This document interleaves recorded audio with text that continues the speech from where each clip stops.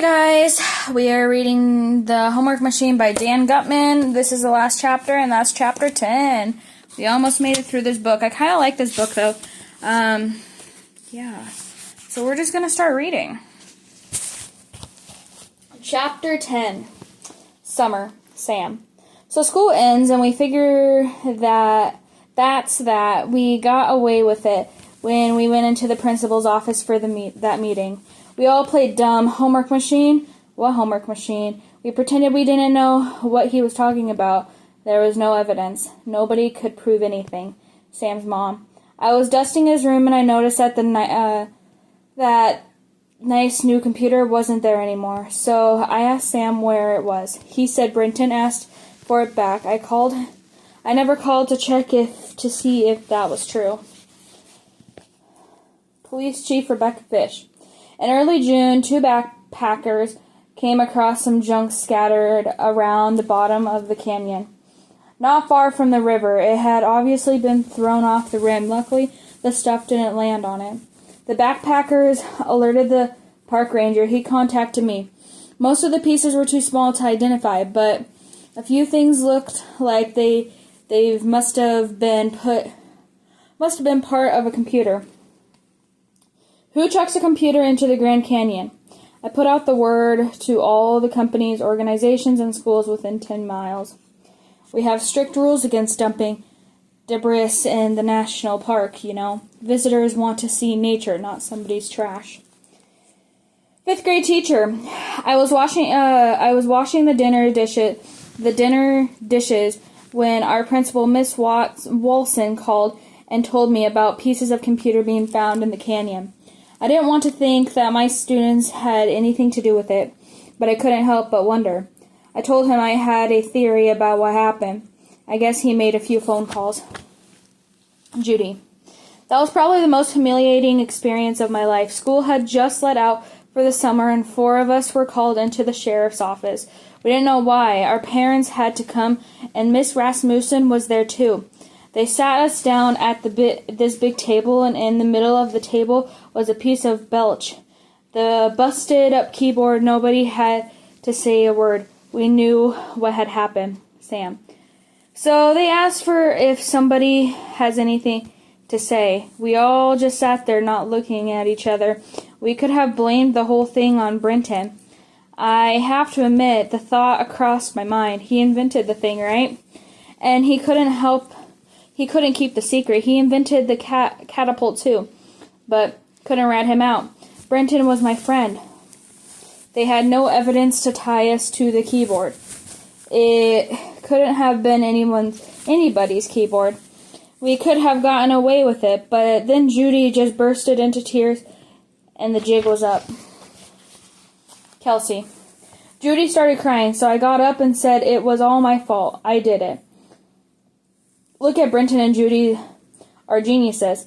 They shouldn't be prevented from going to college or doing something great with their lives because they made one stupid mistake in 5th grade.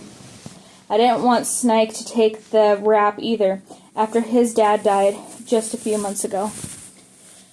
5th grade teacher. After Kelsey confessed, Judy shouted out that Kelsey was lying and that she was responsible for the whole thing. Everybody was shocked. I couldn't imagine Judy doing something like that. Then Brenton started yelling, No, it was all my idea. The 4 of them started arguing about which one of them was most to blame. And instead of blaming each other, they all blamed themselves. They were all apologizing at once. I had never seen anything like this. Thinking it over, I decided somebody was really to blame. Me.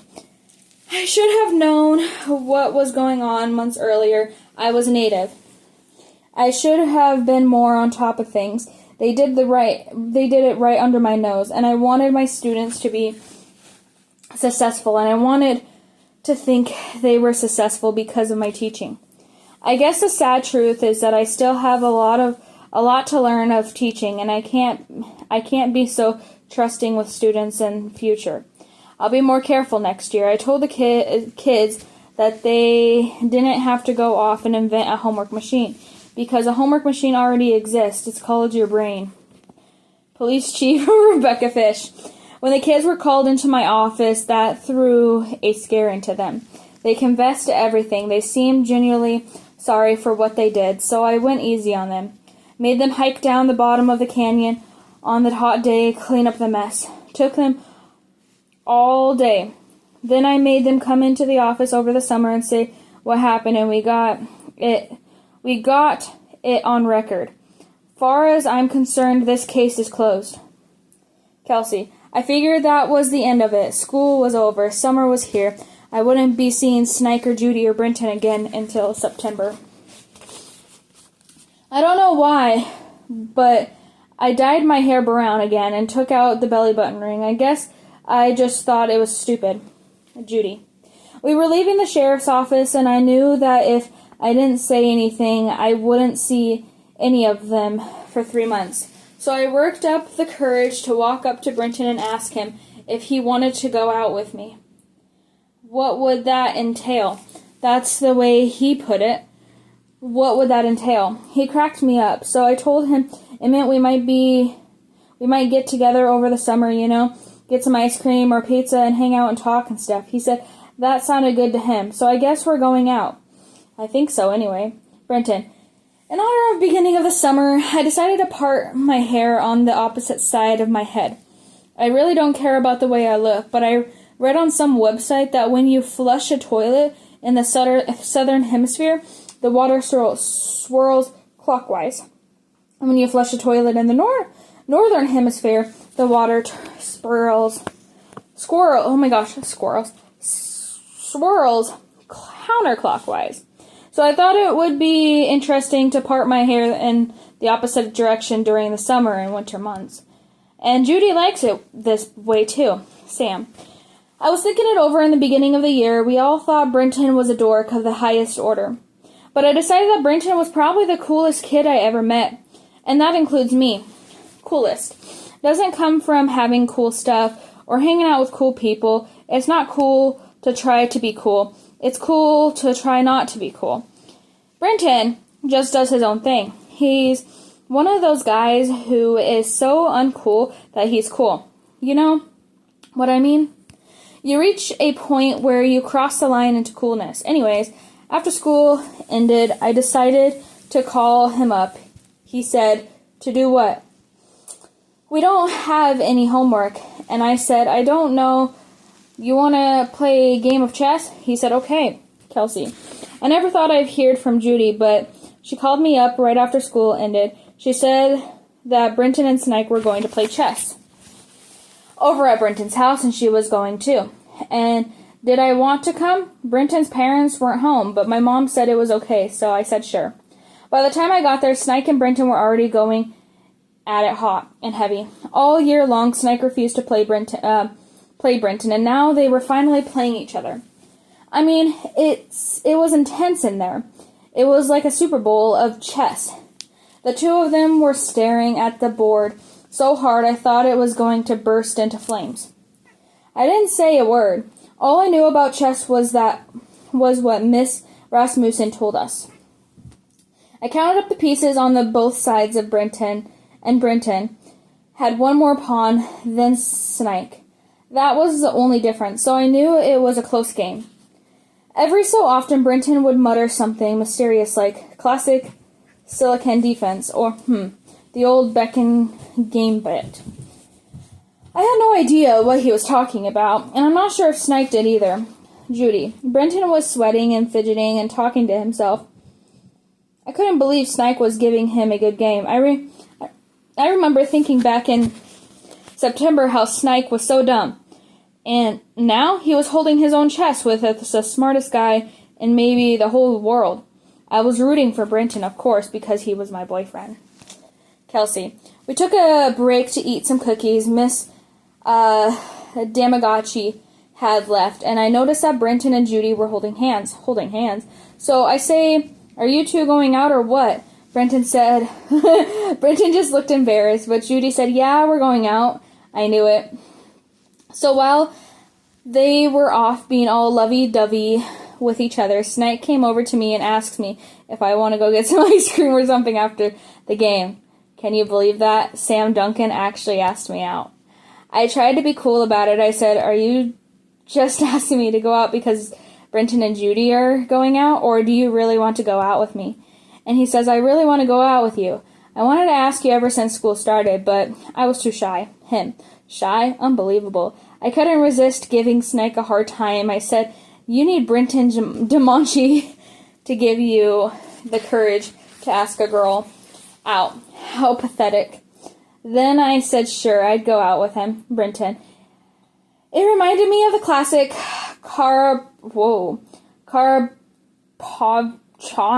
game of 1978. I tried the queenside advance, but Snake had two aligned bishops clogging up the middle of the board. I offered him a poison pawn, but he was too smart to fall into that trap. Snake doesn't make dumb mistakes the way he used to. He was a much stronger player than he had been in a few months earlier. I was up one piece, but he had a stronger position. I kept looking at the board, trying to come up with something that would trip him up. It was hopeless. Finally, I tipped my king over, and we shook hands, and he had beaten me. Sam. I tried to be cool about it, but it was impossible. My heart was jumping out of my chest. I had just beaten Brenton DeMonchi, the kid who was so smart that he got every kid in America to wear red socks to school. If I could beat him, that means I'm pretty smart too. Judy. So Snake beats Brenton, and I thought nothing could beat that. But suddenly the doorbell rang. Brenton asked me to see who it was. I opened the door. There was a guy in a suit standing there. He looked familiar to me, but I couldn't place a face. Then he sticks out his hand and says his name is Richard Milliner. Kelsey. Judy let out a scream from the front hall. We heard the door slam, and we all came running. She was hysterical. She said it was the guy she saw on the street. I asked her what was his name, what his name was, and she said it was Milliner. Milliner? That was the guy who was stalking me online. He was right outside the door. I freaked out. Sam. Kelsey starts in screaming, "Call the police! Call 911! I didn't know what to do. Judy and Kelsey were screaming and crying and running around like an asteroid was about to hit the house. They said the guy was with the FBI or a CIA, and we would all be going to jail. I looked around for a baseball bat, or something I could hit the guy with if he tried to break down the door. Brenton. I opened the door. What else could I do? The man was just standing there. Sam. So Brenton opens the door and asks the guy if he was an FBI. He says no. Brenton asks him if he was with the CIA. He said no. I can't take it anymore, so I asked the guy who he is and what he wants from us. He says nobody's in trouble and we didn't do anything wrong. That calmed the girls down a little. Judy. The guy showed us his business card. He says he's the marketing business, and he works for the company that sells stuff to kids. I asked him why he was stalking us, and he said he wasn't stalking us. He simply wanted to talk to us. Sam. I asked the guy what kind of stuff he sells to kids. He says everything. Breakfast cereal, toys, toothpaste, clothes, video games, music. So I asked him, what does that have to do with us, Kelsey? The guy says he's been looking for kids who influence other kids. You know, like kids who are the first to do stuff and then everyone else starts doing the same stuff. Kids who start trends. He's been trying to talk to us for a long time. He said because he thought Red Sox Day and Inside Out Day were brilliant and effective marketing plans. If Brenton could get every kid in America to wear red socks to school, he said, imagine how much breakfast cereal his clients could sell. Imagine how many toys, clothes, tube of toothpaste, video games, and CDs his clients would sell. He said he would pay Brenton if he would help. Sam. I'm thinking how much. I mean, this could be bigger than Mac homework. Judy. Basically, the guy wanted Brenton to help him trick kids. He wanted Brenton to spread the word that certain products were cool, so his clients could make more money. I didn't think it was very nice, and I told him so. I told him that kids don't need anyone to tell them what to buy. Most toys are junk anyways. We can make up our own minds about which video games to play and CDs we should listen to. We can make up our own minds about what's cool. But of course, it was Brenton's call. He invented the machine. He was a computer genius. Brenton. I thought it over. I told the guy I'd like to go into business with him. Judy was really mad. Then I told the guy I didn't want to sell toothpaste, and I didn't want to sell clothes or CDs or video games. He says, well, what do you want to sell? I told him I don't want to sell some products to kids of the world. I want to sell an idea. A really good idea that I'd been working on in my mind. The guy was all excited. He asks, what's the idea? What's the idea? I looked around like it was a big secret that I didn't want anyone else to hear. Then I whispered it into his ear. Do your homework. The guy left. I don't think he'll be bothering us anymore. Alright. And that's the end of that chapter. I am going to read about the author. So, when he was a kid, Dan Gutman always did his homework. That's how he grew up to write cool books, such as The Kid Who Ran for President, Wholeness in Me, The $1 Million Shot, Race for the Sky, and The Edison Mystery, Cordy Stevens, Back in Time. If you want to learn more about Dan or his books, stop by the website www.dangutman.com. But first, do your homework. And that is the end of this book, guys.